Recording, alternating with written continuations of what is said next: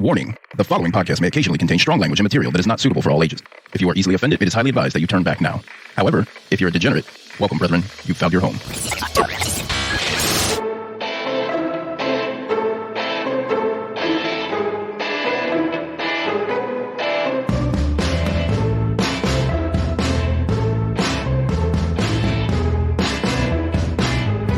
Welcome to the Crime Diner, where the food and stories we share are downright criminal.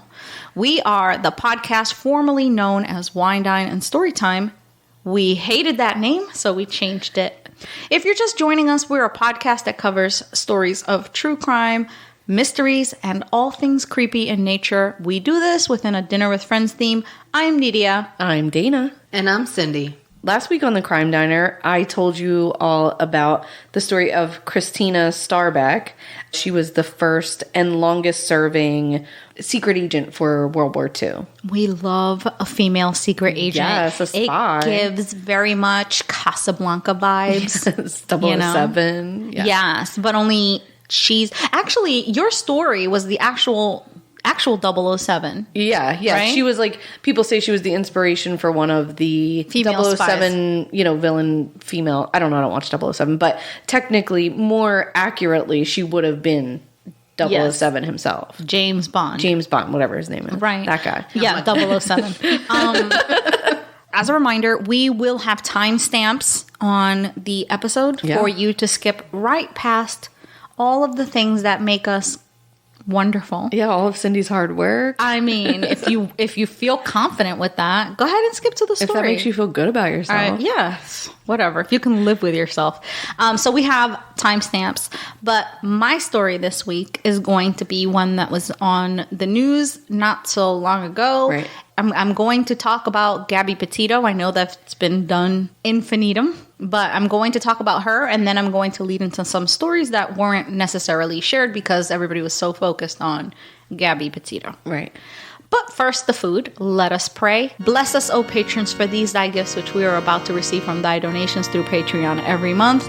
Under the power of the V, Bad Bitches. Cult. Oh, it's pasta salad. Chips and wraps? Yes. All right. Oh, shit. Is this road trip food? Yes. Thank you. Oh, I love it. And we also have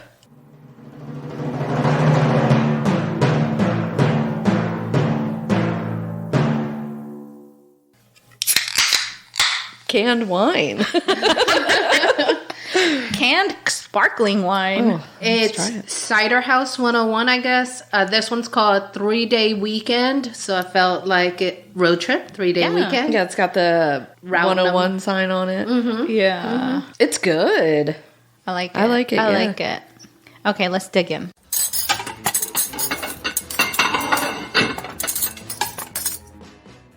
The food was great. I could eat wraps all the time. I used to when I was unhealthy with food. When? One of my safe foods, I don't know if you'd call it that, is wraps for me. I'm like, wraps feel like safe food. Like it's not like if I'm gonna do a carb, I'm still doing carbs, and it's like a safe food for me. So you can sort of tell when I'm not doing well mentally if I'm only eating wraps because I'm feeling bad about myself or something, and I feel like I need to only eat wraps. I eat them consistently, but these were I didn't feel bad about these at all. These feel great. Okay, well, wraps have about the same amount of calories as 2 slices of bread. Babe, I didn't say it was not a logically sound, mentally ill situation happening. Okay. Well, Cindy prepared 3 different types of beautiful wraps. Yes. And I am kind of disappointed at my stomach that only one could fit. Oh, I ate 2. I ate the roast beef one. What'd you eat? I ate roast beef and turkey. Damn it. Yeah, the turkey was good. The roast beef was very good. Right. But the turkey was really good too. Yeah, but Cindy does not honey- put mayo or anything. So it was a little bit dry. And you had the option to go get some mayo. And Yes, I told you. I didn't want to much. get up. Well, you get what you get. Really, what I wanted was some spicy mustard. Oh, that I could some get. Dijon. I have that. You know, with that roast beef. I might do part 2. You're gonna go back? Yes. Yeah. And once I've worked out some of this fucking sparkling wine gas out of my system. Yeah, this sparkling... It's funny to say sparkling wine out of a can. Out of like a rainbow can with sailboats and jet skis on it. Right. But I like this. Yes, this is I could get in trouble with this, yeah. Yes, I can get in trouble with this. She also had an excellent pasta salad, which Cindy's pasta salad, sans mayo, is always a delight. I don't know what you add to it to moisten it a little bit. What do you add Italian to it? dressing. That's what it is. It's very good. Yeah. It's very good. She used the M word. Yeah. It's got cheese and black olives and some veggies and such. Little corkscrew pasta. Yes. I would dig it. Yes. And it's got the red onions that I like. A little bit of the red spice. But overall, this was excellent road trip food. The wine in a can at 100 calories. I am sorry. This is... I mean, that's like the appeal of canned wine, truly. I like this. Yeah. It feels like a sparkling water. So I went... That'll fuck you up. So I went to therapy yesterday, right? And I have been breaking down my life, right? Like, I feel like... That's what you do at therapy. Yes. I feel like I'm on, like, the precipice. You know, I've been very dramatic these last couple of months of, like... Is that what you're calling it? Yeah. I need a change. Everything must change. We changed the name of the podcast. Right. Like, everything is just... My life is just sort of teetering on where it's going to go next. Yeah, where it's going to go next, though. And so I've discussed maybe moving out of the state. I've discussed, changing my job. I've discussed maybe starting an OnlyFans. Many ideas. Oh, yeah, many. Lots of things happening here. So I was talking about this with my therapist, and I was telling her about the OnlyFans thing, right? And so I was like, listen, hear me out. It's not what you think. Right. You had said something to me when we were talking about me moving and whatever. Right. And you had said something to me that resonated with me and actually made me question about whether I really wanted to move or not. Really? And what you had said to me was, it sounds like what you're looking for is freedom. Right. And that is what I'm looking for. Be it my job or like finding ways to make money that I don't have to be tied to the spa for so long or whatever. Aren't we all, though? Yeah. So when I was telling my therapist this, and I said, I think if I started an OnlyFans, like it would actually really open up some space for me to maybe edit podcasts more, or like maybe if I did want to move, like these are things that I could do like remotely, and maybe I could live in a van. Right. Which is something before it was cool, I always wanted to do. Like when I was a teenager, my parents, I found these old, do you know how pictures used to be like, I don't know, 2 by 2 inches? They were like square and like brown kind of. Yeah. They weren't brown initially. Well, I found a bunch of them of my mom and dad when they were teenagers. Right. And they were inside this van and it had brown carpet and they were like smoking bongs and stuff. Wow. And I was like... They were hippies. They were my heroes, And I was like, I want to live in a van. Like I wanted to do this like before it was cool to live in a van, Right. And so I was talking to my therapist about that and she was like, honestly though, like... I could see that for you.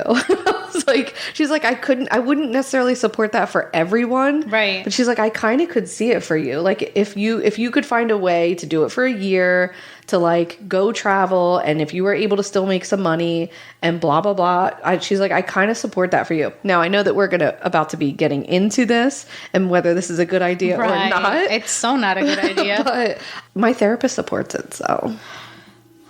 Time to get a new therapist.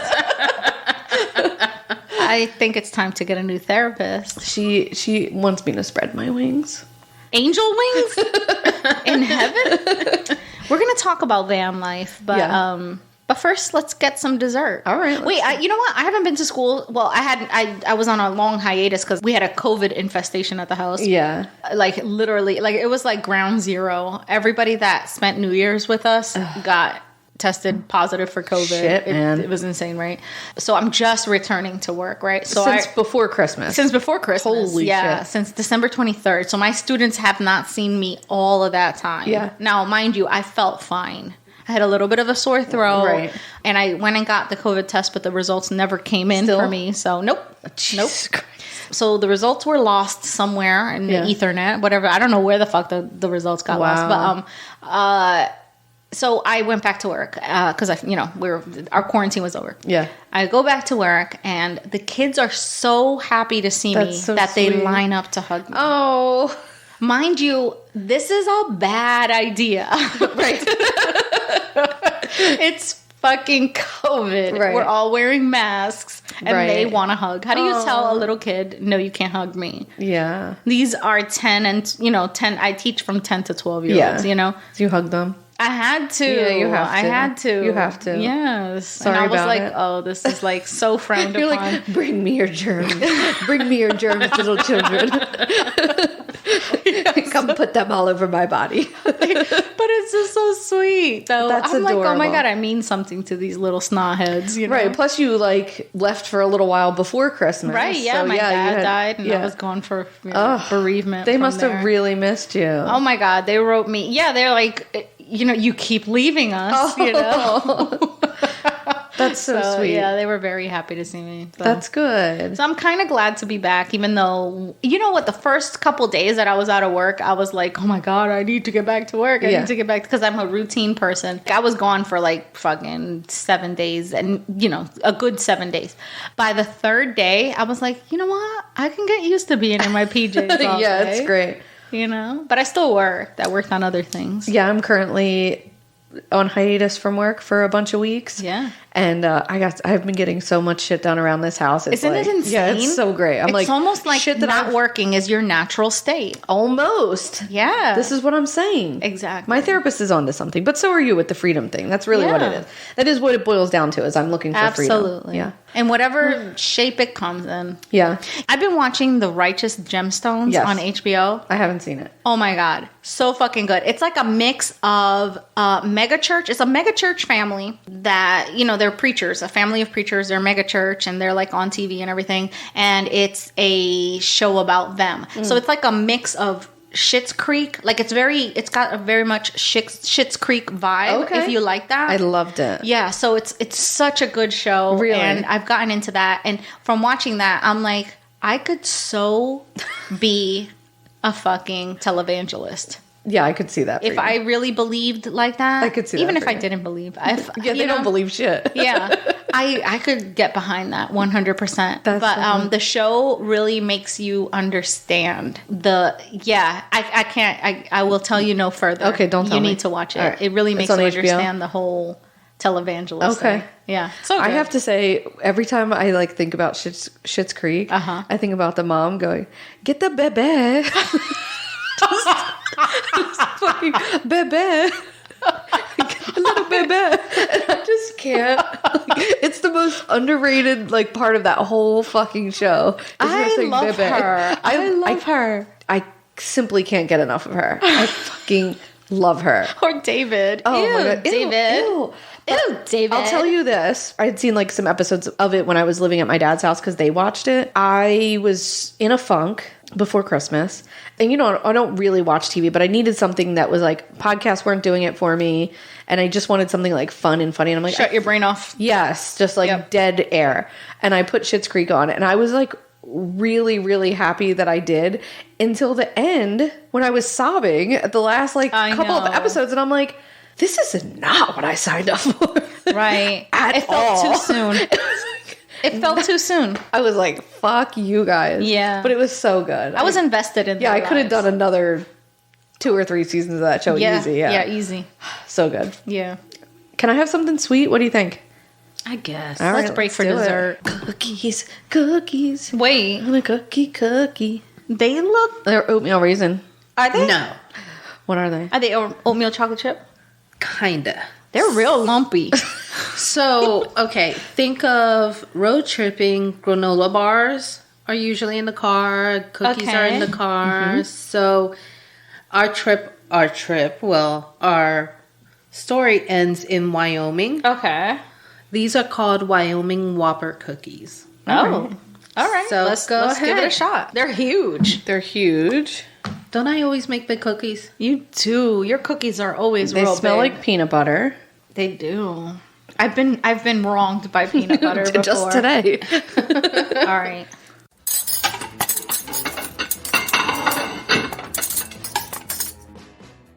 I used to make this homemade mixture. I would take raw oats, peanut butter, and melted chocolate chips, and I would make this, whatever this is. They have a very oaty texture. It tastes like an oatmeal cookie, but only if you put peanut butter and chocolate chips in it. It tastes more granola bar than cookie to me. I like it. I could use the raisins, honestly. There is a thing about raisins. So one recipe had raisins, one recipe did not include raisins.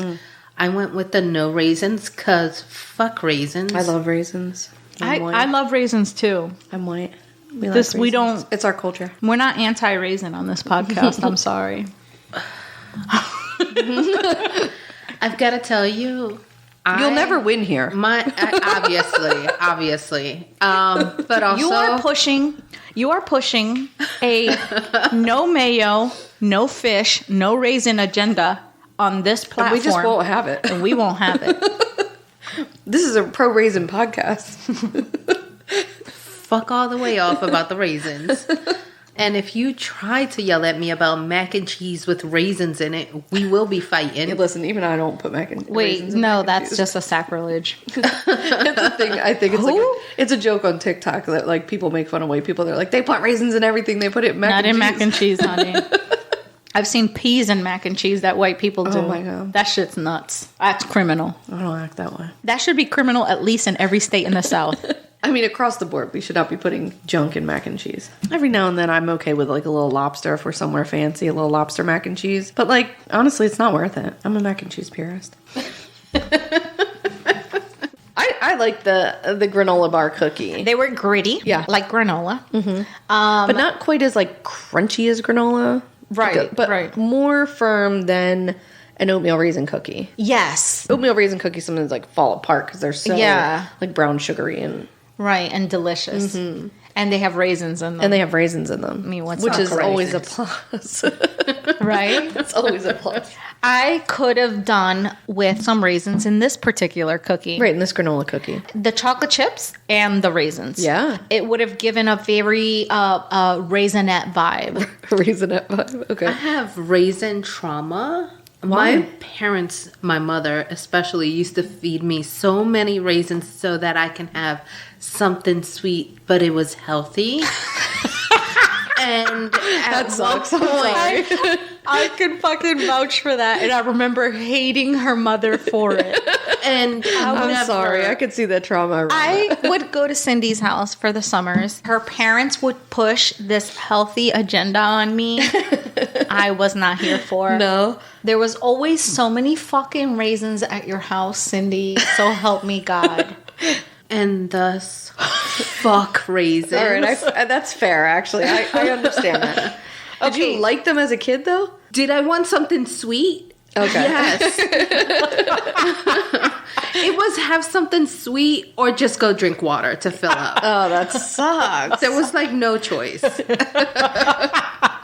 Raisins are like eating roaches. I love raisins. I love dried fruit. I'm going to sound really white now. Like, yes, you are. I love dried fruit. Like, I love dried, like, because you're a fucking hippie. Dried mango, like dried banana chips. Of course you love them. I buy them all and put them in a big container and then shake them up and then just eat it as like a snack. I love that. Also, I like chocolate hummus. So. As you dream about living as a homeless person in a van. Yeah, okay. Dirty hippie. I want it so bad. I just want to like be on the go. I feel like that would smell a particular way and your fingernails would have dirt under I think them. you have to would embrace, at some point you just have to embrace the smell of what's happening. No, thank you. Your face. Anywho. Can you tell me about van life? Don't ruin this for me.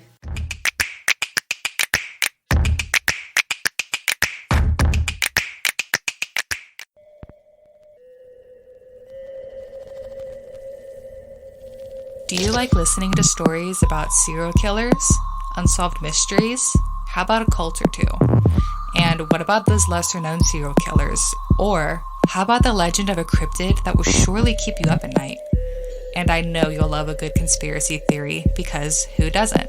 Join me, Kayla, as my co-host Lexi and I tell you stories that will keep you coming back for more on our show, A Little Wicked. You can find A Little Wicked on Spotify, Apple, and anywhere else you can find podcasts. Check out our website, alittlewickedpodcast.webador.com, and our Twitter, Facebook, and Instagram, all under, you guessed it, A Little Wicked. We can't wait to tell you our stories.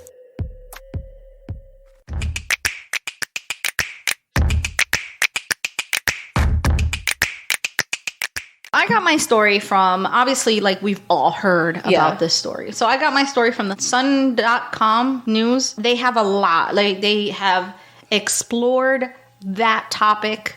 It's like the only thing they're covering. Yes. Like, they stopped production on anything else.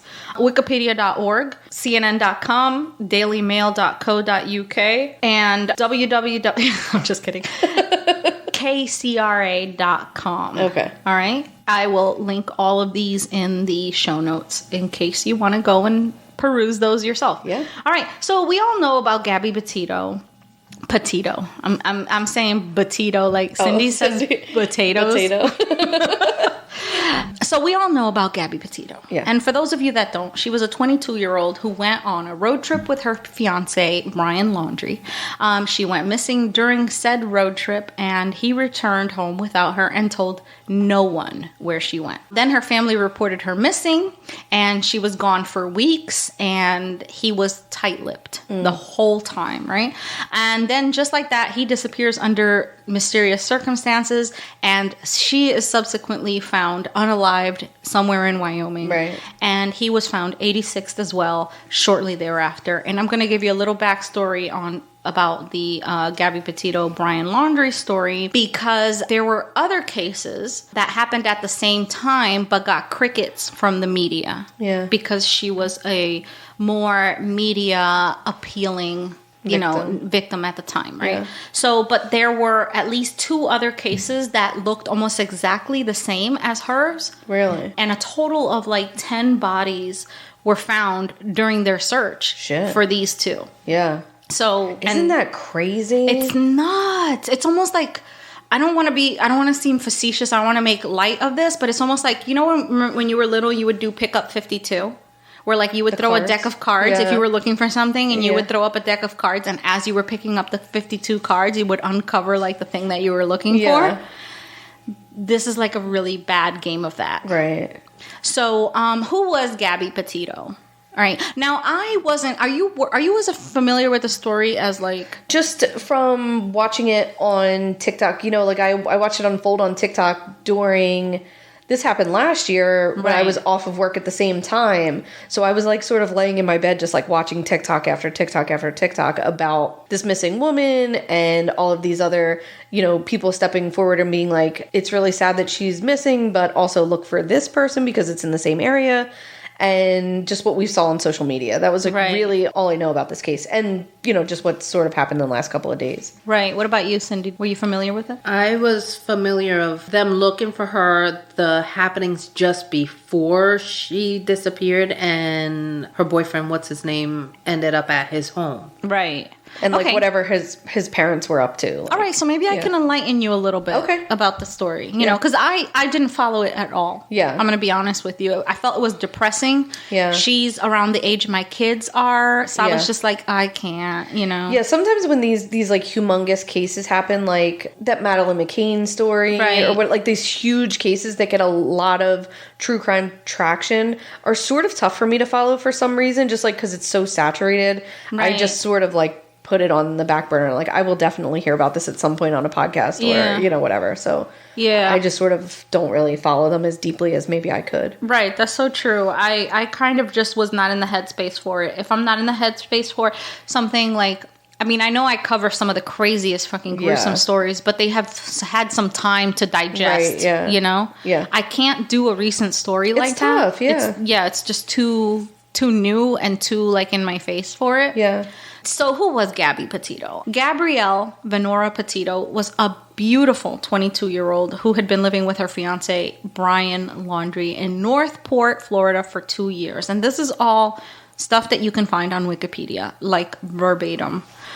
She was a simple girl who was described as very free-spirited and who loved the outdoors and adventure, just like you, Dana. Yeah. She was basically a cute hippie, complete with flower and let it be tattoo. Oh, really? Yes. I love that for She her. wasn't motivated by materialistic things. She didn't really care for those things. She wanted to spend her youth exploring the blue marble we call home. I love that. While she was young and able to enjoy it. And can you blame a girl? No. You can't, right? No. Like, I wish I could do it. I just don't have the balls to, like, leave a job and just fucking road trip it. Right. That's not my element. No, I could not see you doing that. No. I could do it, but I could not see you doing it. No, I can't. I can't be uncomfortable for a minute. Yeah. Never mind months, you know? So according to Wikipedia, she was born and raised in Blue Point, New York. She was the oldest child of a blended family of 6. In 2013, Gabby and her 2 stepbrothers appeared in a music video to raise awareness about gun violence after the Sandy Hook Elementary. Shit. Yeah, she's in the video. She's seen holding a sign that reads, "I'm irreplaceable." Oh, it broke my heart. Oh my God. Yes. Also, she looks like she looks like herself, like how you see her in the news, only like littler. Miniature size. Oh my God, she was so cute. That's so sad. Yeah. She graduated in 2017 from Bayport Blue Point High School in Bayport, New York, and that's where she met Brian. She went to high school with him. From September 2017 to January of 2019, she lived in Carolina Beach, North Carolina, where she worked as a hostess in a kitchen of a restaurant in Wilmington. She applied to Cape Fear Community College, but never attended. In March of 2019, she began dating Brian Laundrie, and she moved in with him and his parents in North Point, Florida. The 2 worked at a public supermarket in North Point, and there she worked as a pharmacy technician, and he worked in the grocery department. They both quit during the COVID-19 pandemic. Okay. And, I can't blame them for that. Yeah, right. Because those were the essential, quote-unquote, essential employees. And Get they were your like, ass to the grocery store. fuck that. Yeah. So in late 2019, early 2020, the 2 of them set off on a cross-country drive from New York State to California. And along the way, they visited Las Vegas, Yosemite National Park, Pismo Beach, and other such sites, right? So in March 2020, Gabby celebrated her 21st birthday, and by that July, they were engaged. So it was like a quick engagement. In December 2020, Gabby bought a 2012 Ford Transit Connect van, which was converted into a camper. The van would serve as a home for them during their cross-country trip that they were planning on doing. She then worked 50 hours per week at Taco Bell and also as a nutritionist, which I was like looking that up and I was like, did she really work as a nutritionist? Because that seems like kind of like double duty. Like she's working as a nutritionist, but secretly working at Taco Bell, the like anti-nutrition right? restaurant. Like, how does that work? So during this time, Brian worked at an organic juice bar. So I guess they were like hoarding money and just really ramping up to to get on the road, right? She wanted to document her life and travels on social media sites such as YouTube and Instagram, where she described her interests she was interested in art and yoga and vegetarianism or whatever, and her blog was called The Nomadic Static. Fun. Yes. So she wanted to live the van life, you want to live the van life. So this story really starts out with the departure of the young couple on July 2nd, 2021. Which was like yesterday. 5 minutes ago, Yeah. The 2 set off on a road trip across the U.S. that was supposed to last 4 months. The idea was that they were going to jump off on this van life trend where young people are essentially living out of a van while visiting the sites all over the country. And let me just tell you how that is so fucking awesome and brave. Yeah. I don't care what you I feel old people would be like, oh, that's so irresponsible. Like, No way, man. But see this earth if you can. Right. Yeah. But I'm just like, when are you going to do it? When your hip is broken? Yeah. When your hip hurts? When you're blood pressure medication? I mean, what's the difference between these young people doing it and a retired couple in an RV? Right. Nothing. There isn't. Literally the same thing, except you spent $80,000 on an RV and they spent a couple $1,000s and they worked at Taco Bell to get it done. Like, exactly. You know, I have a lot of respect for that. Yeah, I have a lot too. of respect for that. Like, that's kind of like, I liken it to going backpacking through Europe. Exactly. But you're visiting your own country. Because a lot of people go visit Europe, they haven't even seen their own country, you know? So it's just like, I'm here for all of it, man. Yeah. All of it. It's so cool. Right. So on July 4th, Gabby posted photos of herself barefoot in Gove County, Kansas. Okay. And nothing looks amiss. Like, everything's happy. They're fine. On July 8th, I'm going to do a timeline because that's how I found it. Gabby posts photos of herself at Great Sand Dunes National Park in Colorado. Everything looks well. On July 18th, Gabby and Brian post photos of themselves at Utah's Zion National Park. They're seen holding hands, crossing a stream on another visitor's video, and in their own photos, he posts about how it's easier to hold somebody's hands through rough waters or something like that. Adorable. So, very cute, right? Yeah. They're looking happy. Everything's fine.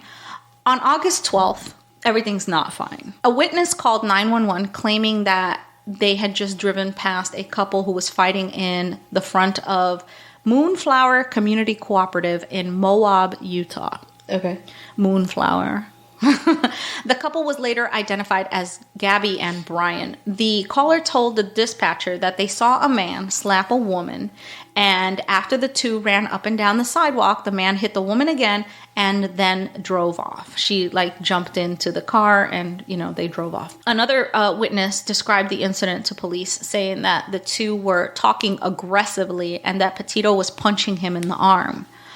The witness said it looked like Laundrie was trying to leave Petito and take her phone with him before she eventually climbed into the driver's seat and moved over onto the passenger's side and asked, "Why do you have to be so mean?" before they drove off. So, she's saying, "Why do you have to be so mean?" Right. So it seems like they were both physically aggressive with each other. Sure. Okay. They're fucking 21 years old. If you've ever been young. Yeah, my God, yeah. And in a dysfunctional relationship, because it's not like everybody's in that, but you hit each other. You hit each other. Right. Let's be real. Yeah. And I'm not excusing that. No. I'm not excusing that. I could literally place myself in that same position. Absolutely. 100%. Yeah, absolutely. So officers from the Moab City Department, Police Department, identified the van near the entrance of the Arkies National Park and conducted a traffic stop. So that's the video that you have, circling all over. Right, where they're talking to him and he's outside the car or whatever. They found Gabby crying in the passenger seat, and she told officers, I don't know if some days I have really bad OCD. I was just cleaning and straightening up in the back. I was apologizing to him and saying, "I'm sorry, I'm so mean." Because sometimes I'm just my vibe is just a bad mood. So she's like, I'm having a bad day. She's having a bad day. Yeah. And she might have worked herself up a little also, bit. you're in a fucking van with a dude that, eventually you are going to be fucking annoyed with each other. Right. Definitely. Right. So she's trying to build this website. She's explaining this to the cops that she's, got a lot of work. She's trying to build this website. They were just arguing and he wouldn't let her be in the car. And it's just a whole thing. Right. So at first she did the female thing that we always tend to do where we downplay the physical altercation. It really wasn't domestic violence because I hit him too. Right. And whatever. But after the police officer pointed out some marks that she had on her face, he told her to be honest. He's like, "I know you're trying to protect him. Be honest, did he hit you?" And she said that he kept telling her to shut up and he grabbed her face. And that's when the injury was caused to her face. That's so scary. But really, the injury was probably caused to her face when he smacked her. Yeah. I mean, if he's grabbing her by the face. That could have been, but there was witnesses that said that they witnessed this guy smack her. Which, if I saw a guy smacking a girl, man, I don't know. I think I'd have to stop and provide witness, testimony to the police. I mean, I'm glad the witness called it in. Yeah, definitely. But they really should have just stayed behind. Oh, did they call it in and leave or whatever? I guess, Yeah. See, but anyway, go ahead. The way you said it, it came across to me like they drove by and witnessed it as they were driving. Yeah, so and then kept going. Yeah. Yeah. and called it in, you know. Like maybe if they would have stopped and like maybe waited or something. I don't know. I mean, I've called shoulda, woulda, coulda, you know. Right. You know, I've called in things that I've seen on the drive. Right. Twice I've called 911 when I've seen things happening on the roadway, and I'm like, I just keep going, but I've called it in. Well, I'll tell you what. Things happened on this one, all right? Okay. So Brian had another story, obviously. He told the officer that that he was trying to, you know, get her under control because she was, like, losing her mind. And he was like, let's just take a breather. Let's not go anywhere. Okay. And just to try to get her to calm down because she was so worked up. And then that he said that he had her phone and that she was trying to get the keys from him and, like, you know, like in that erratic mind state. And he was just trying to calm her down. And in so, he pushed her. And he was just trying to push her to get away so that they could take a minute to step back and breathe. Right. And that's always what they say, right? Yeah. But that she got him with his phone. I guess she threw the phone at him is what he's claiming. Okay. Right? Only the two of them know, and they're gone now, right? So Petito, Gabby, told the police officers that she hit Laundrie first, that she hit him first, right? And she asked officers, please don't separate them. And that's what the officers wrote in their report. So at no point in the investigation did Gabby stop crying. She was still hysterical, and they made a note of that. She was very clearly upset. She was very afraid to be separated from Brian. They claimed that he grabbed her face and pushed her back, and that's what had marked her face. And so neither of them wanted to press charges. The police characterized it as a mental, emotional health break rather than a domestic incident. Yeah. Which, if they would have done a domestic incident, they would have had to arrest one of them. So because they filed it the way that they didn't arrest anybody. They just separated them for the night. They had Brian spend a night at the Bowen Motel in Moab, and they had Gabby stay in the van. Which I was like, why would you leave like a female out in the middle of the road? Probably because it's her van. She bought it. Yeah, right? I guess, right? Yeah, that makes sense, right? Still. Because what if he takes off in her van, like, you know?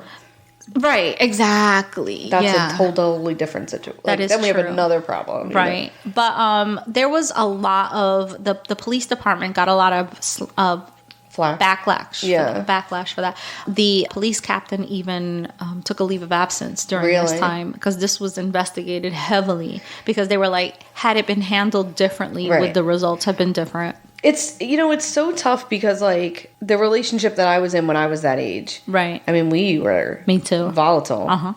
Yeah, I mean, we hit each other all the time. Like, and had very similar interactions with police. And, absolutely. You know, so it's, you know, we're probably both very lucky to not have been a Gabby Petito. You know what I mean? Right. So it is hard to say, like, do you want to put a domestic violence thing on this 21-year-old kid that, like, is maybe not gonna need to carry that for the rest of their life, or do you do it and something bad happens? You know what I mean? So it's like, it is hard. It's hard to make that call, I bet, in the moment. Yeah, it's hard, and not every case looks the same, right? You know? Because a lot of people had like, oh, well, this is domestic violence. She was probably afraid to report it. Maybe she was. But did she see it that way? Did she see it as domestic violence? I didn't either. I didn't either. If some of the shit that I did, which we've all talked about 100 times, my kid did, or like if my kid treated somebody the way that I was treated, I would be horrified. Right. I would be horrified. I know. And... yet we didn't see it as domestic violence. I did not see it that way. I saw, like, I was being erratic, he was being erratic. Yeah. I was being erratic, we were both, you know, whatever. So it's very tough to, like... I had a tough time with this story. Yeah, to look back with hindsight and be like, well, you should have done this, you should have done that. Right. It's, you know. I know. Because, like, the way that I saw it, you know, I mean, as a young person in this, like, violent relationship kind of thing, I saw it as mutually violent. Right. Sometimes he would initiate. Sometimes I would initiate. Yeah. Sometimes I would escalate. Sometimes he would escalate, you know? And you're so, like, full of hormones. Right. And, like, acting in a way, like, I would never act that way now. It's laughable to, like, think of, like, the psychotic things that I did. You know what I mean? Yeah. Yeah. It's tough. It's tough to, It really is. So then, things don't get any better from then on, right? So August 17th, Brian takes a flight from Salt Lake City. What state were they in with that police officer thing? Utah. Oh, Utah. Okay, that's right. Yeah. They were in Moab, Utah. That's right. I'm just trying to track how far they've gone. Because that's the other thing too, is they're from Florida, they're from New York, and they're all the way across the country. So it's if they get a charge against them there, they're going to have to come back and go to court. So it's there's a lot happening there on the police end. So Brian, on August 17th, he takes a flight from Salt Lake City to Tampa. Okay. He leaves, Gabby by herself. And Brian's family claimed that he took this flight because he wanted to empty out a storage locker that they had, because he wanted to get more money for the trip, because they were thinking about extending the trip. So Gabby stayed at a hotel by the airport alone during this time, and she was working on the website. So she's seen on August 24th leaving the hotel in Salt Lake City, Utah. On the 25th, she FaceTimes her mom, Nicole Schmidt, for the final time. In a later police report, Schmidt said that the conversations with her daughter revealed more and more tensions happening between her and Brian. Okay. Which at the time I would have been come home. Get home now. Yeah, but would you have gone home? I wouldn't have gone home. No. Would your daughter come home? Your daughter would fucking laugh right in your face if you told her to come home. Hindsight is 20/20, and my daughter would have been yeah, I'm an adult. Yeah. Goodbye. Yeah. Right. I know what I'm doing. So on August 25th, Gabby also posts her last Instagram, and no location is given. She just posts a picture of herself.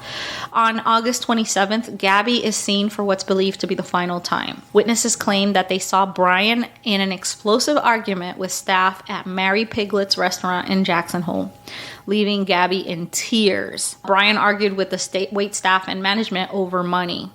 And they left, and Gabby returned. She comes inside the restaurant, and she apologizes for his behavior. She's in tears apologizing for his behavior. And witnesses they recall that he comes in to continue the argument, after they've been, kicked out. So on August 27th, 4 hours later, travel bloggers driving through the Grand Teton National Park drive past the couple's abandoned van on a dirt road. Another witness reportedly contacted the FBI to report the activities and coordinates of a slow-moving white van and a quote-unquote generic young white man acting quote-unquote weird. Because that was the most generic of white guys. Yeah, definitely. They had a lot of trouble finding his whereabouts because he was so generically he's a white dude, yeah. They reported that near the Spread Creek dispersed camping area, and that was reports of that were between August 26th, 27th, and possibly the 28th. Okay. So, they were people saying, hey, this van's weird. He's keyed up. He's keyed up from the restaurant. Because of an altercation at the restaurant. Yeah. And then people see their van and just him being a weirdo. Right. Perfect. So the person who reported the weirdness to the FBI also made a video on TikTok with her observations. And according to the witness, an FBI agent said that her account with regards to finding Petito's body was the reason they were tipped off to the right location. Really? Yeah. So on August 29th... Fucking TikTok, man. What girl, the fuck? TikTok. It's been a game changer. Yeah. On August 29th, a couple find Brian hitchhiking in Coulter Bay, Wyoming, and give him a ride. He tells them that he was camping just outside Grand Teton National Park, and they drop him off near Jackson Dam. And here's the thing, there was a miscommunication between him and the people that picked him up for the ride. He thought that they were going to Jackson Hole, and they were actually going to another Jackson named location. Okay. And so he got upset, visibly upset. He was like, just let me off right here. So they were like, okay weirdo, bye. Yeah. So they drop him off, and from there, another person, Norma Jean Jalovic, picks him up and gives him a ride to Spread Creek. Are we just picking up people? We're just picking up people. And they brought him, she basically brought him right back to where the van was. Fuck. And that's where Gabby's remains were later found. Fuck. Yeah. So it seems to me, and to anybody really, following the story, is that he had already killed her. Sometime between August 26th, 27th, or 28th, one of those days. Okay. He had left her in the van, apparently.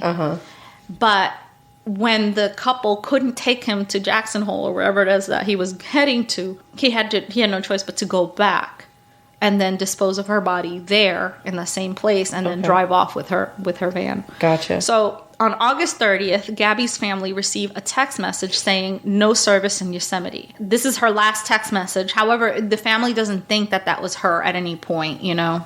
And they believe she was already dead at this point. This may have been Brian's way of, like, you know, buying himself some time. Right. And she's not posting on social media. She's not doing anything since the 27th.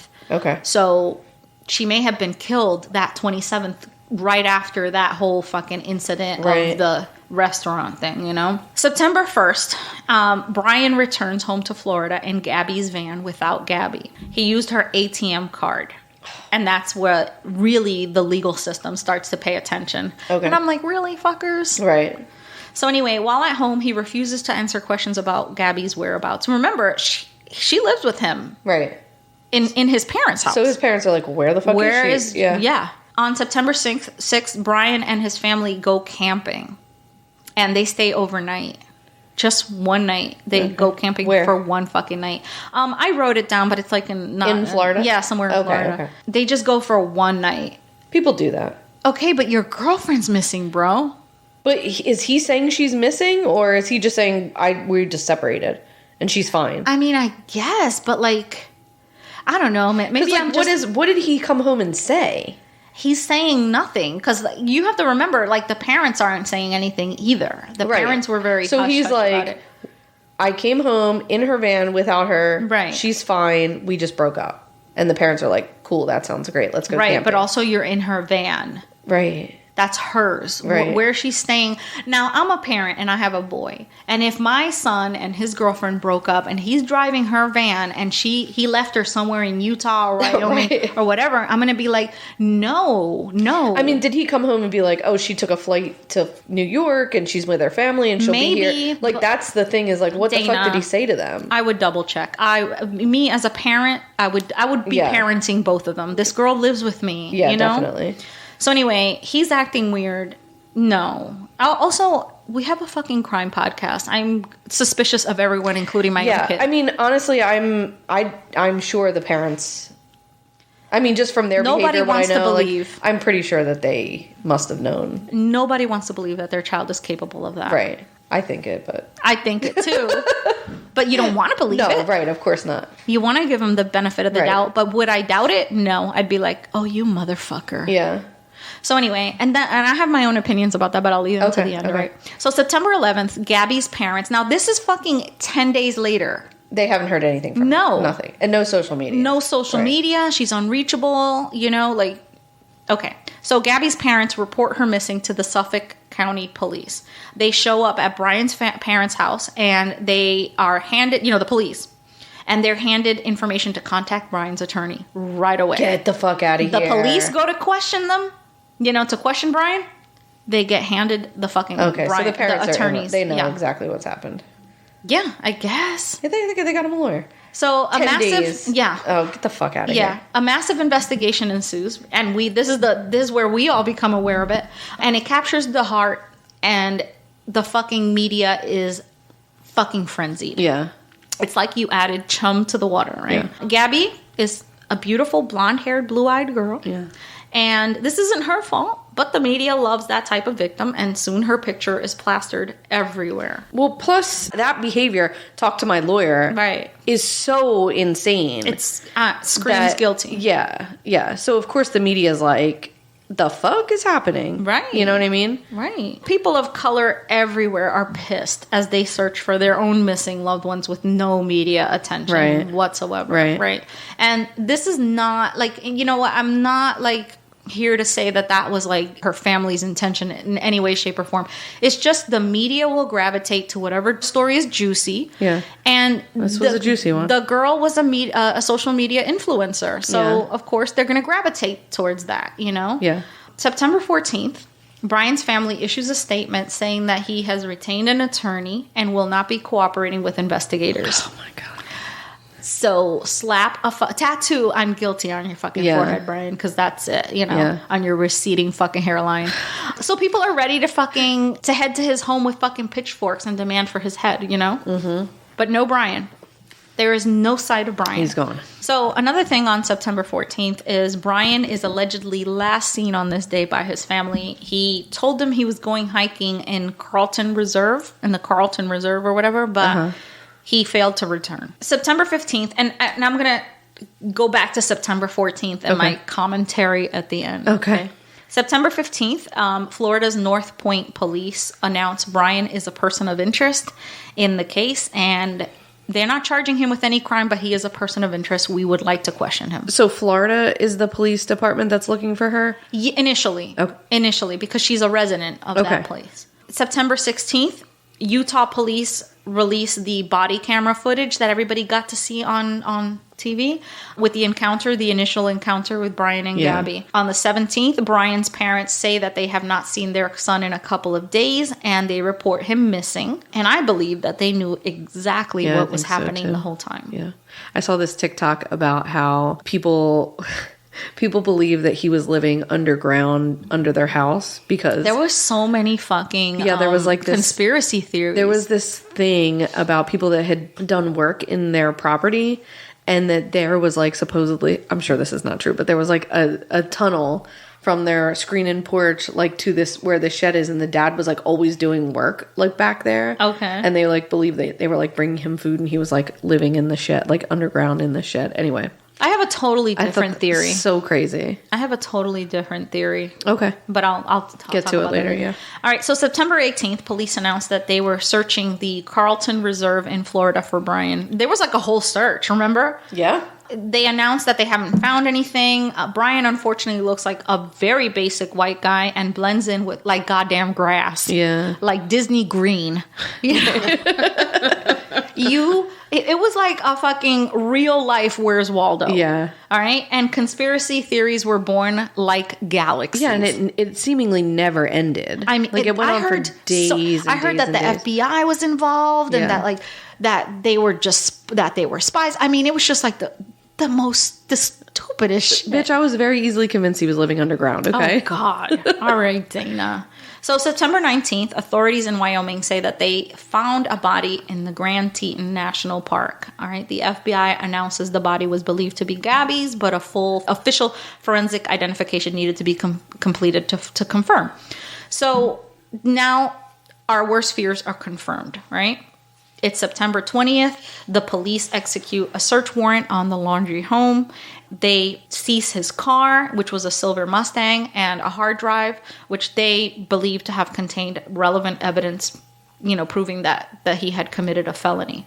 On September 21st, officials announced that they are going to be conducting an autopsy on the remains found in Wyoming. So they found her on the 19th, but her official autopsy wasn't done until the 21st to see whether or not it was Gabby. So the police also resumed the search for him, and they were searching everywhere. And this time it was on the Venice side of Carlton Reserve. So they were really focused on the Carlton Reserve because that's where he told the parents that he was going to be hiking.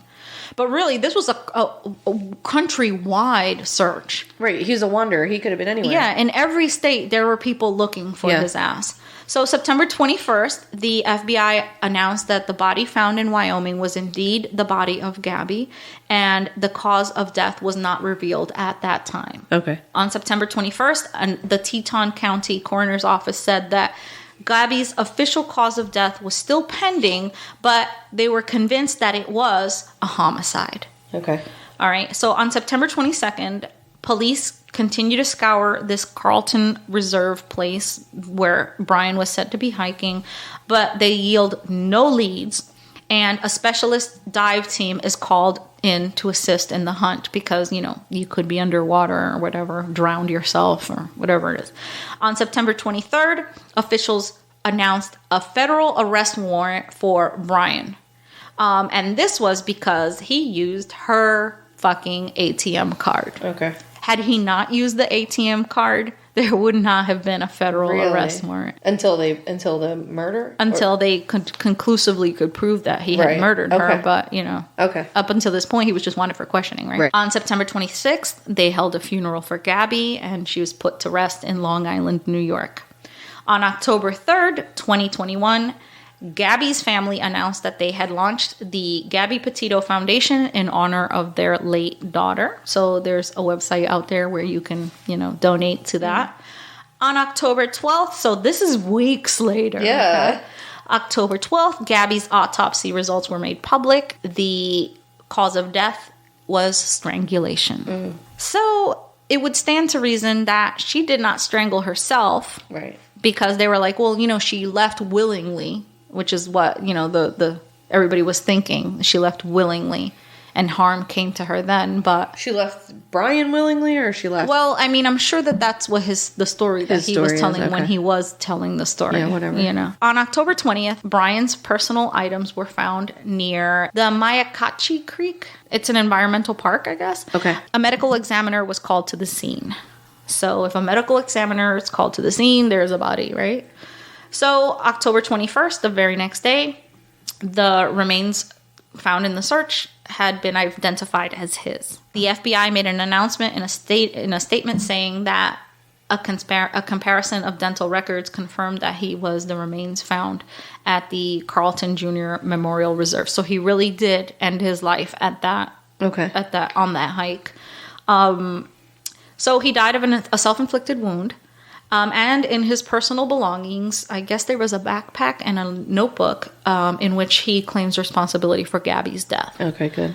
So the reason why I wanted to spend some time retelling this horrible, tragic story, which made me very sad, is because, and most of us knew the story, the gist of the story at the very least, is that while authorities were searching for Gabby, 10 other victims were found and were essentially ignored.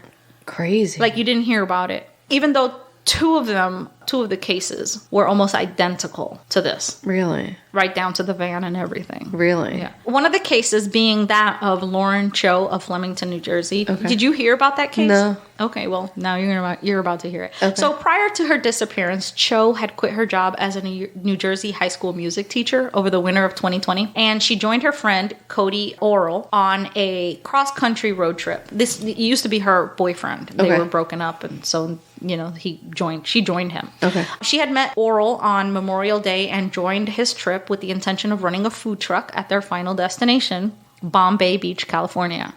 So she was like fucking hitting the bricks. Yeah. Yeah. She's young and, you can be a music teacher somewhere else. Yeah, I guess. right. But she just wanted to live a more creative life. Yeah.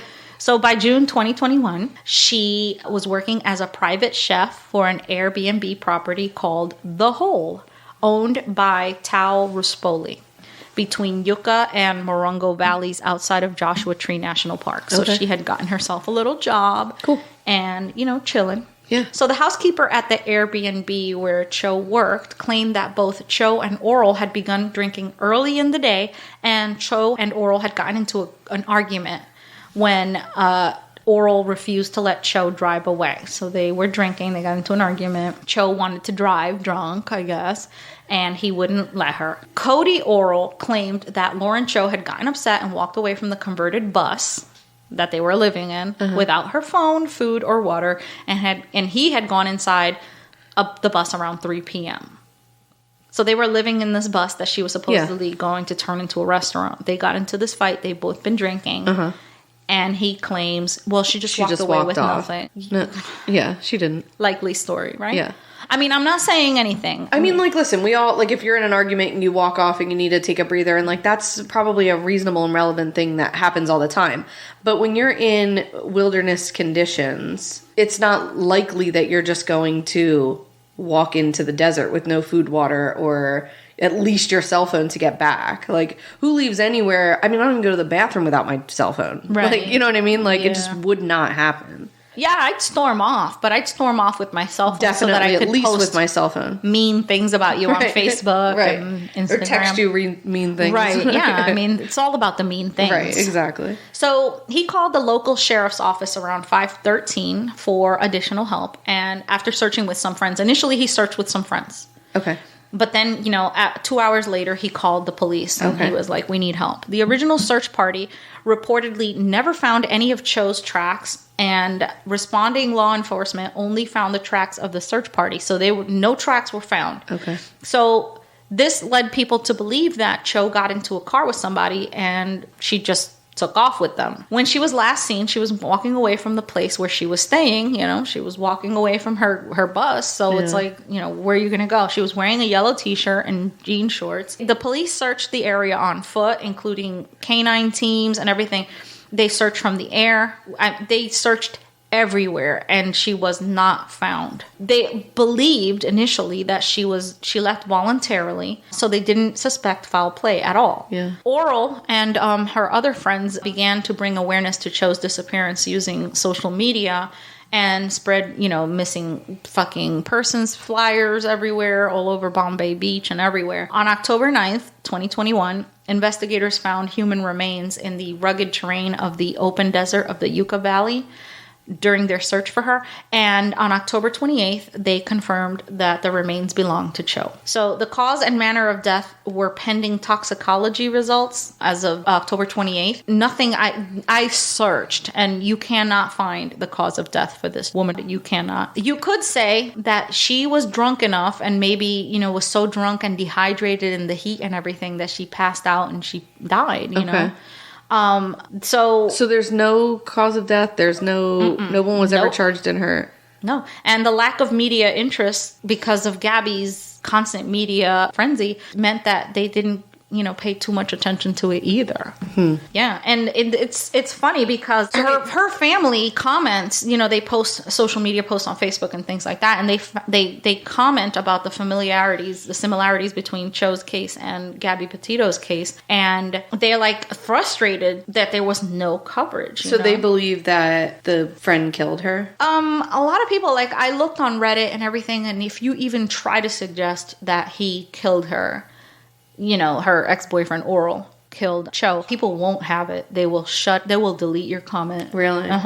Because they're like, stop spreading unsubstantiated information. We don't know if he had anything to do with her. If there's no cause of death, yeah. Yeah, and apparently he was really active in looking for her, Okay, maybe he didn't. But I don't know. Who's to say? I mean, if there was any evidence, don't you think they would charge him? Yeah, but they really don't have, right. And I think that when the police are looking for toxicology reports, they're looking for somebody who possibly was so intoxicated that walked away and in that heat, They were in California, you said? They were in Joshua Tree? Tree, yeah. It just happened to be around the same time as Gabby Petito. Yeah. Okay. Yeah. Interesting.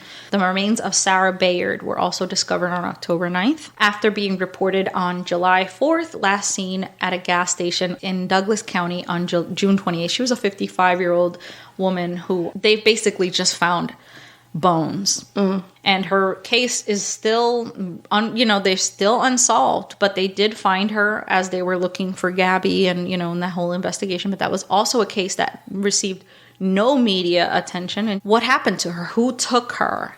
She was gone for all that time. She was reported missing on July 4th and wasn't found until October 9th. That's a long time to go missing without any news, anything. This was a white lady, so she's, she was a 55-year-old. Nobody really, pays attention. You want young, you want good looking, right. You know what I'm saying? For media attention, that's usually what they go for. So a third body was found, and I'm not going to do all of the bodies. A third body was found on October 9th, and he was identified as Josue Calderon. And initially, the 33-year-old who was found stabbed to death on Blue Ridge Parkway on the Appalachian Trail. He was identified, when he was found, they thought that he was rumored to be Brian Laundrie.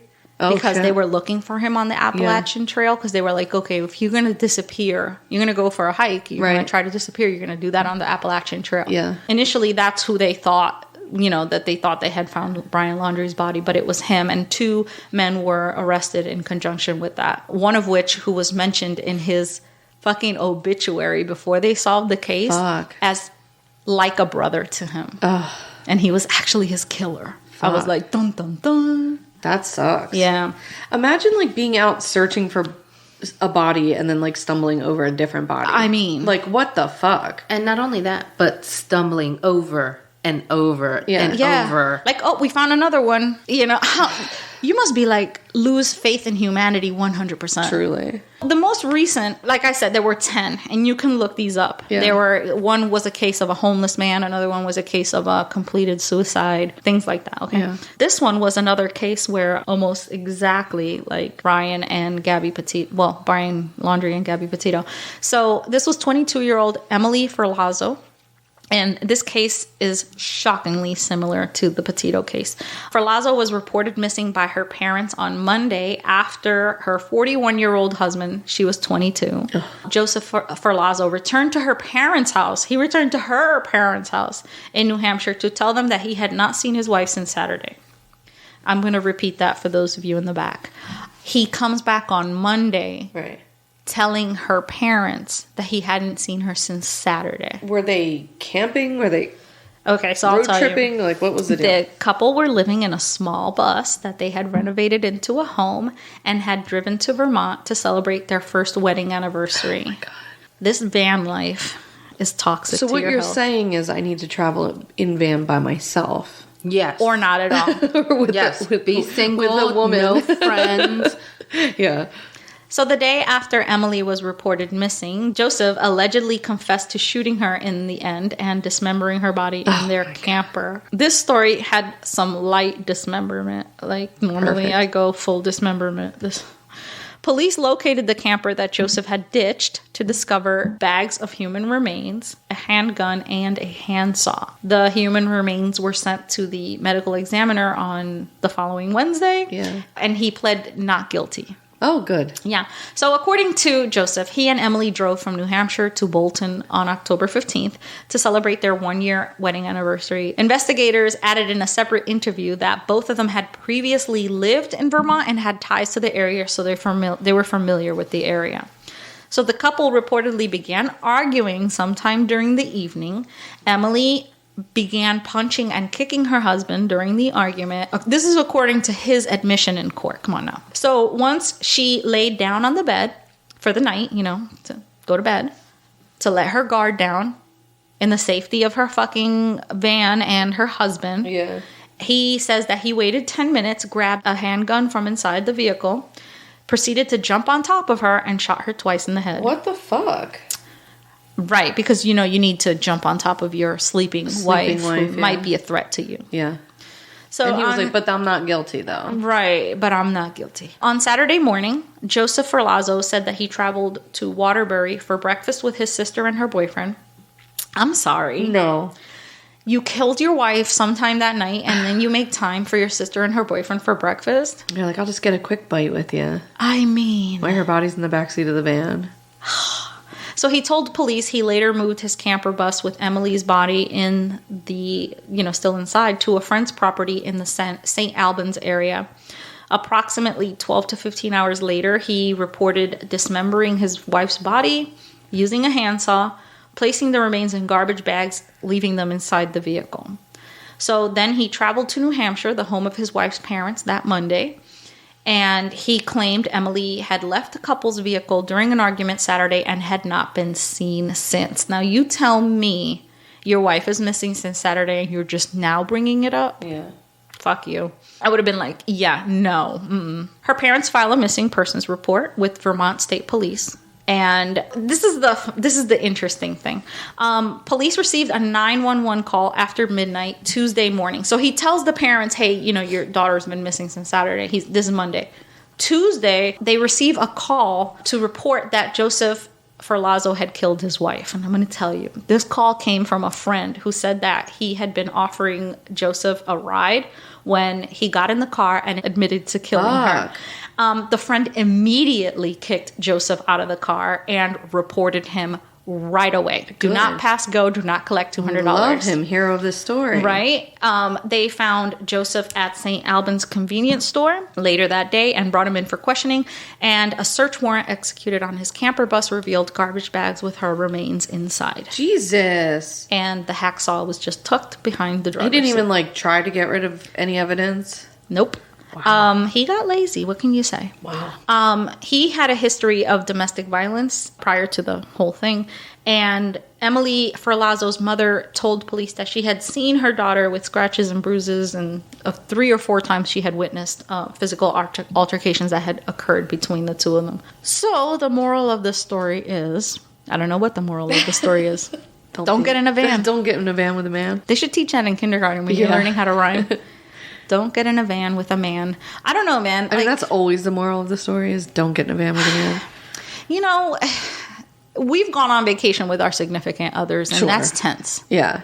I mean, it's tense. I get into at least one fight. On a 7 fucking day vacation, I'll get into at least one fight. Yeah, I think when we all went away together, every couple had gotten into a fight at one point or another. Like, it's just like traveling together is difficult, you know? Yeah. Relationships are difficult in and of itself. Yep. What is your theory on how much the parents knew in the Gabby Petito situation? I think that when Brian came back, I think that on that camping trip, that overnight camping trip, I think that he may have confessed to his mother. Yeah. And I think that, I don't know, this is just my theory, and it's like a bullshit theory. It's just, what do I know? I don't know those people. But I think that they knew that he was going to kill himself, that he was going on one last hike because he couldn't do jail. Yeah. And they helped him get his affairs in order. I think so. Okay. You're a parent, right? And your kid comes back and he's like, I killed my girlfriend. I'm going to kill myself. I mean, what do you do? I mean, do you know. try to convince him not to do it and get him to turn it himself in, or like right? But how much control do you have over that? You know what I'm saying? Yeah. Like he's a grown man. Like how much control do you have over that? Do you lock him up in your basement? You know, I think if my kid was like, I'm going to kill myself, I would probably turn him in because I wouldn't want him to die. You know what I mean? Right. Like as quickly as possible. Like I would not allow him to go on, because I would rather him go to jail than him to die. Right. You know? But Florida has a death penalty. Yeah. But he didn't kill her in Florida. Right. Right. So I mean there's some, that is true. You know, that at this point, yeah, I'm sure, I guess that would be something to consider, but like, I don't know, I think I would be like, okay, son, we're going to get through this together, and immediately turn him in. Yeah. If I thought he was going to die. You know, if I thought he was going to... You're also walking a slippery slope there, my friend, because you're saying if you thought he was going to kill himself. Like, the correct answer is you would turn him in. Well, I mean, I would think I would want my kid to turn himself in. Right, because the theories... I wouldn't help him escape and then go die. Right. The theories were that they were covering for him. Yeah. Because, you know, her family was like, you guys know more than you're letting on. You know where he is. You know where her body is. Like, just tell us, you know? Right. That's my point, is like, not that I would help him, like, elude police or get away, because I would be horrified if my kid did something like that. Oh, my God. But as a parent, like, how are they, like, living in society with their neighbors? Right. You know, like, not helping these people find their daughter, like, or I just think that he just it was really kept him in the dark. I really think that he railroaded his parents. I think they helped him too much. Like, I think they must have known, like, where he was going or where he was, you know what I mean? Or maybe they didn't. Maybe because they didn't. He left right away. He came home and he left right away. You know what I mean? So it's like, how many days was he really with them, you know? Right. Before he disappeared. They last saw him on September 14th. But I think you're right in, like, that he came back home September 1st. So he's there for 14 days. He's not saying anything. That's a long time. That's a long... 2 days of my kid not being... I'd be like, where is this girl? 2 days. You got fucking... I'll give you the night to be like, we had a fight, and I'll call her tomorrow. The next day, we're going to figure out where the fuck this girl is. But maybe he's a volatile kid. Clearly, he's a volatile person. Obviously, yeah. And maybe they're soft-spoken parents. Maybe they tried that gentle parenting thing and just fucking blew up in their face. I don't think it was their gentle parents. I think they were just covering for him. You can't tell me that he was not showing signs of domestic violence when they were living in his home with her, that whole year and a half, that they didn't see. Yeah, he didn't just go on this trip and lose his cool one time. Right. No. People were seeing it all along across the country during their trip, so this is clearly an ongoing thing. Yeah, but maybe it's like one of those situations where the parents, you know, you have parents who cover for people like Definitely, this. sure. But like, oh yeah, he's got a little bit of an anger problem, but he's a good boy. He's a good boy. Yeah. Maybe they're that type of parent. Sure. I'm going to be of the maybe I shouldn't say this, but I probably would let him unalive himself and save me the lawyer fees. That's where I'm coming from. That's where I'm coming from. I'm like, you have killed somebody. You are a fucking monster. If my son hurt this gentle soul, his, you know, I just be like, here's a gun. I don't do know. with it what you will. I don't know. I would not suggest it. I wouldn't say yes, go do it. I would definitely be like, let's go turn you in. Yeah. Right. But if you do it, I don't think I would be mad at it. I'd just be like, oh my God. No, man, that's a lot. Yeah, that's heavy. Thank God I don't have kids. Cindy, you're a monster. I am terrible, yes, but also I probably would have turned him in a long time ago. As much as I love my son, and I understand Cindy's point of view because she doesn't have any kids. As much as I love my son, if my son took the life of another, especially this young, innocent girl that I've grown attached to. Right, you've grown this kid lived in your house. Like, you were responsible for her. Yeah. I mean, I know she's an adult or whatever, but like, you know, if my son's girlfriend moved in here, I would feel responsible for partly how her life was while she lived under my roof, you know? Right. And yeah, like, they were out gallivanting across the country and doing their own thing, and I understand that, but like, yeah, I don't know. I just like, I would be beside myself if my son killed his girlfriend. Like, I just would be totally beside myself. He'd be dead to me at that point. But I would definitely... The person that I knew him as, the child that I knew him as would be dead. I would want him to turn himself in before... Also, if he was arrested... to her family either. I get it, but if he was arrested in Wyoming, if he was locked up in Wyoming, you wouldn't see your son, you know? I mean, you could talk to him on the phone. Yeah, He's not dead. But I don't know, girl. I don't know. But like, you know... Thankfully, I'm not in that situation. He went and was missing before her body was found, right? So, like, you know, as a parent, I would have been like, tell us where her body is. You know what I mean? Like, you're going to do that, whatever. Like, at least, like, tell us where her body is. Let us figure that. You know what I mean? Like, if they knew that that was going to happen and they still assisted him to do that without helping find this girl's body or like getting some closure for, like, I would feel like obligated to all of that. But here's the thing, we don't know that they didn't try for 2 weeks to try to get it out of him. We don't know that. Yeah, sure. Right, of course. You know, maybe they tried that gentle parenting approach, like, honey, please tell us where she is. You know, nobody's going to be mad. We can hire a lawyer. If they were doing that, they also didn't turn him in. They didn't. The police didn't have a warrant on him. They wanted him for questioning. They didn't decide to arrest him until they found that he had used her ATM card. We just don't know what happened in those 2 weeks. Like, did they know? Didn't they know? They knew enough to get him a lawyer. Right. You know they got him a lawyer, like, right away. Yeah. By September 11th, he already had a lawyer. Mm. Yeah, because he was already acting shady and the girl was missing. That's suspicious. That's obviously unfortunate. The parents were like, yeah, he did it, but let's just get him a lawyer because he should have one. Also, how did he get a gun? Do you know what I'm saying? All of these things add up to, like, I'm on Cindy's side.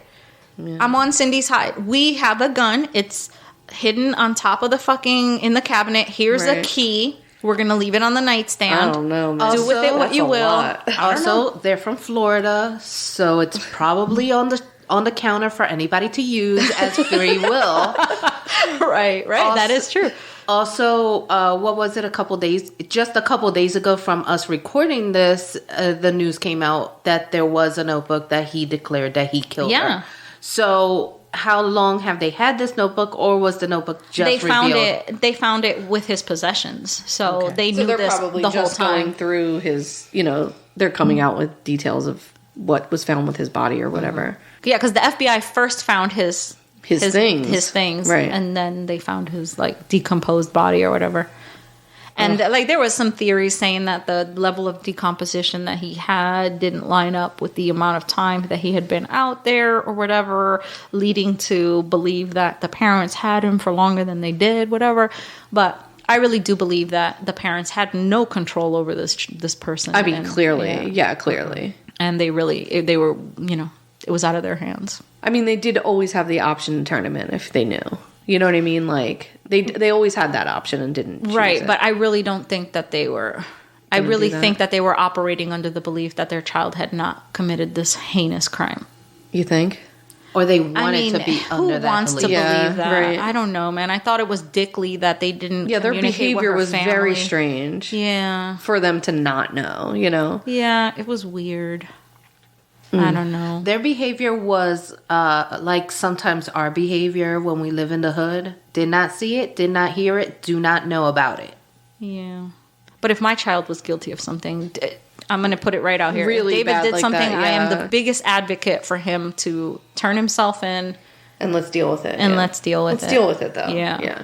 That's tough. Yeah. Yeah, this was... Ugh. It made me very sad. Yeah, this was one of those cases, like, I didn't realize that 10 bodies were found in the same span of time that I was, like, the way you were describing it, I was under the impression that, like, in the area that she was found, that these bodies were also found. That's why I was, like, a little confused by... No. Mm-mm. I thought there was another There was a lesbian couple, right? That's the lesbian couple. I thought you were going to discuss that one. Yeah, there was also a lesbian couple. I mean, there was a lot. There were 10. Yeah. You know, during the same, like, you know, couple days that they were gone. Before her body was found, before he died, right, I had heard about that lesbian couple, like, before we even were sure if she was dead, right, that there had been, like, a lesbian couple that were killed in the same, like, vicinity where she went missing. Yeah. Mm-hmm. And I remember being like, what the fuck is going on? Like, that was, like, what sort of drew my attention to the case, because you were just like, what's happening in the fucking great beyond of America that, like, all of these people are just, like, being killed in the wilderness and nothing is being done about it. Like, you know what I mean? Right. So that was sort of what, like, jogged my And they were both interest. shot. Right. Dude, I don't know, man. Like, it's you know, it always makes me wonder, like, anytime that you're out there in the wilderness, how many bodies are just within, you know, reach? Yeah. Ugh. Yeah. There was a body just found just last week. Behind Walmart. No. Yeah. Which Walmart? The one the new one? The one 2 by minutes us from here. Yeah. Stop. Yeah. Right. It was actually like behind the Starbucks. Yeah. What? Behind the Starbucks? There's Somewhere no trees around back there. It's just a I don't freaking know. building. I don't know that it was very hidden. It didn't sound like it was hidden.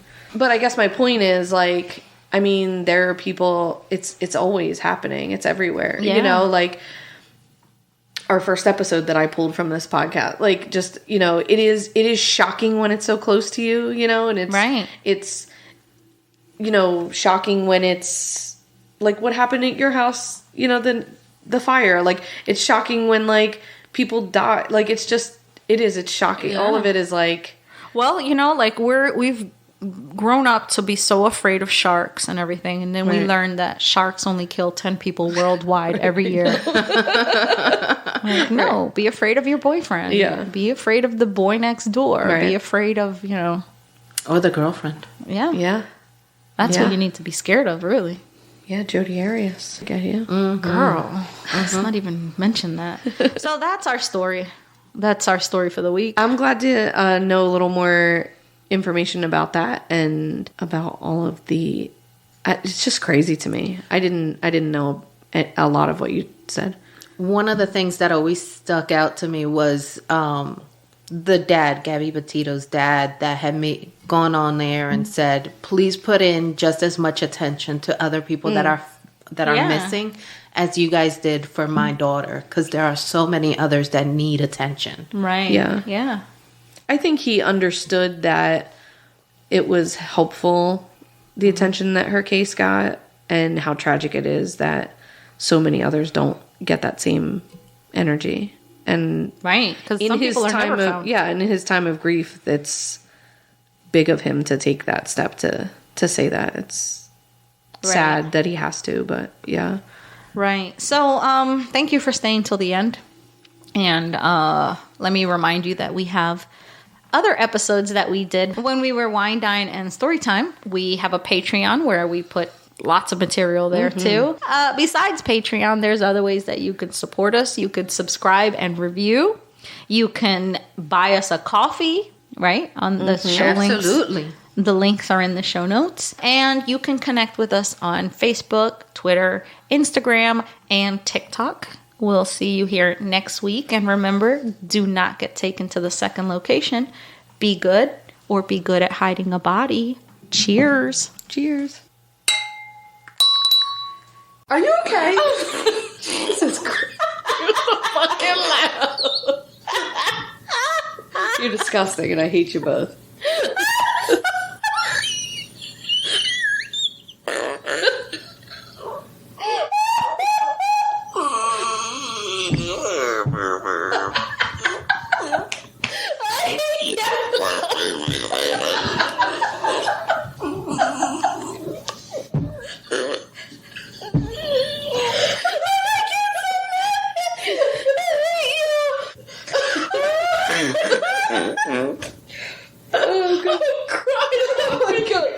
Holding my pee because I almost fucking peed myself.